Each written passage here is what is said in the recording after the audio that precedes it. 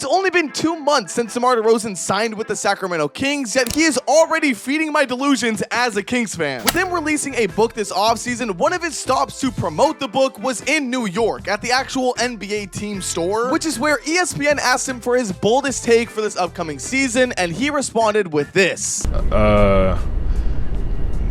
Kings, Western Conference Finals. Okay, now I'll be honest, he doesn't sound too confident while saying it, but I respect DeMar DeRozan for saying something like this because it's getting me hyped up. It seems weird to say this because DeMar DeRozan is only the 3rd best player on the Sacramento Kings behind, De'Aaron Fox and Domantas Sabonis, but having someone of DeMar's caliber on the Sacramento Kings, like someone of that stature, someone who has been in the league for that long and at such a high level and all NBAs and all stars and shit, stuff like that, it's weirdly exciting. I mean, I don't really think there's a better time to be a Sacramento Kings fan than right now, with DeMar DeRozan going on tour for his book and De'Aaron Fox being in China with Stephen Curry as the only Under Armour Curry athlete, him dropping his new shoes. I mean, there are so many things happening right now. Domantas Sabonis is also in the new Netflix documentary. Like, the Sacramento Kings are really back on the map, yet it doesn't really feel like people are going to respect their game yet, and that's because they don't think that DeMar DeRozan will work with this team. And I know I already made a video talking about DeMar DeRozan and what he does for the Sacramento Kings, but I don't think I was really able to address those people doubting the team, saying that this wasn't a good move, because it's actually kind of a ridiculous take to think that way. The trade for DeMar DeRozan basically meant that the Sacramento Kings were giving up Harrison Barnes. And when you give up Harrison Barnes for DeMar DeRozan, a guy who plays the same position as Harrison Barnes, that's a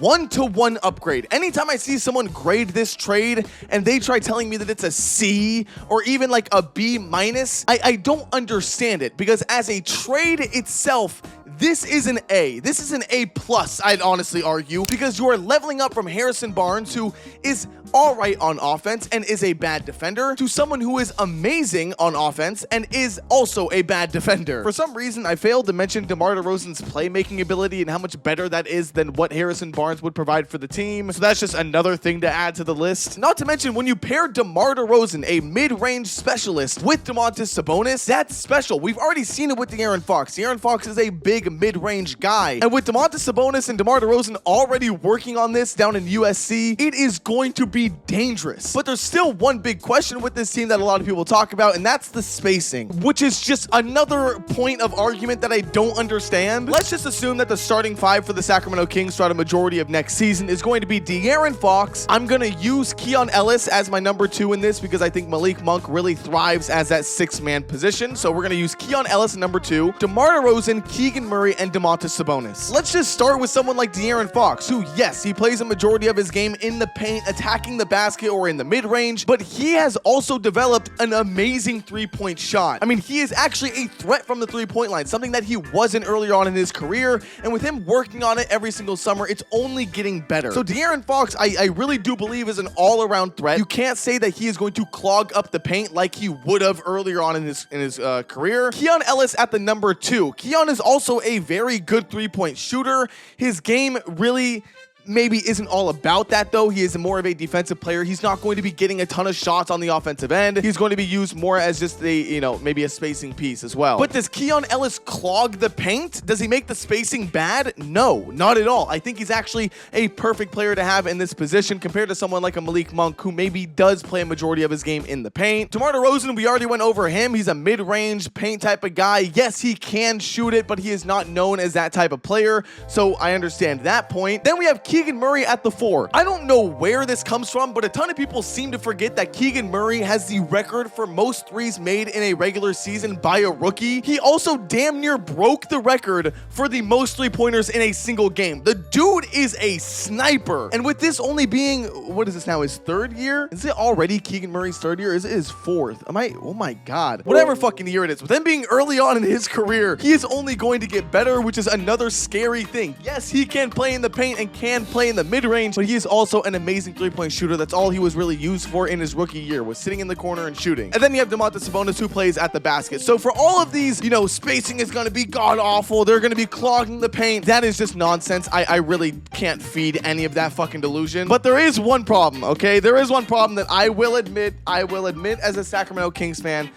It's the defense. Yes, okay, the defense might need some help. Okay, let's go ahead and talk about that. Let's just go ahead and throw the starting five lineup back up on the screen here because De'Aaron Fox has prided himself on being a better on-ball defender. When your head coach is Mike Brown, someone who is of a defensive culture, that is something that you just work on. Not saying that he's the best defender or he is going to be the one to really change this team defensively, but if he's there leading the effort, then I think a lot of other people will follow. And who knows, I wouldn't call him a cone by any means. Keon Ellis, on the other hand, I don't have the numbers to actually tell you guys right here, but if you go ahead and look at the numbers from when he was inserted into the starting lineup from last season, this guy changes the entire dynamic of defense on the Sacramento Kings. He is defense. There is no player in the NBA that I am more high on than Keon Ellis. I think that his defense is what brings this team to the next level, even though it's just a small portion of the rest of the roster, right? One guy will never make up for everyone else's mistakes or, lack of consistency, but Keon Ellis is that guy. Certified fucking dog defender. And if you try showing me that damn Jalen Brunson clip, I swear to God, I will block you on every single platform ever. DeMar DeRozan,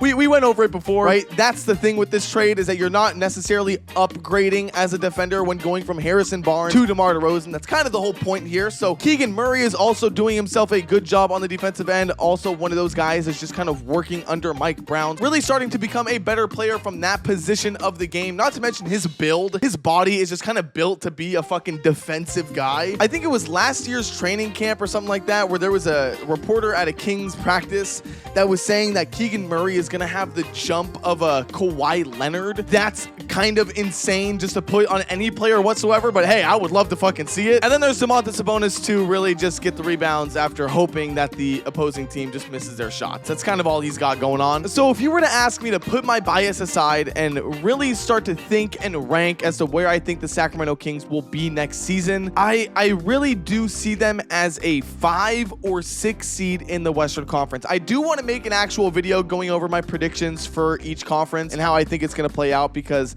that number could always drop or increase depending on the other teams and really seeing them with my own eyes. But I just have this feeling, the Kings were the 3rd seed 2 years ago and they took a little bit of a step back last year with the Western Conference, of course, getting harder, but also just the fact that they ran it back with the same team. The team was not good enough to repeat something like that. So when you make that DeMar DeRozan signing, which is a 1-to-1 direct upgrade, I do think that they are going to jump a bit in the standings. But to be honest, my floor for them, like my point where I actually get upset is if they somehow become a low-tier play-in team. If they're anywhere down there, they can be a top-tier play-in team that can be like, all right, hard Western Conference, whatever. If they are a low-tier play-in team, there will be problems. I might actually go insane and doomer mode and start saying to trade everyone, which is actually a scary thought. So as long as they stay out of that range, then I am good. But I do want to hear what you guys have to say about the Sacramento Kings, your takes, your opinions on their roster and where they will be this season. Do you think they're finally going to break out of the first round, or will this be another disappointing season? That being said, I read and respond to every single comment down below, and while you're down there, be sure to hit the like and subscribe button, as that does help out my channel a ton. I am very sorry for the lack of uploads, but now that the NBA season is kind of starting to get closer and we're starting to pick things back up, I'm hoping to be a bit more consistent over here, so I do appreciate it, and I will see you guys all in the next one. Later.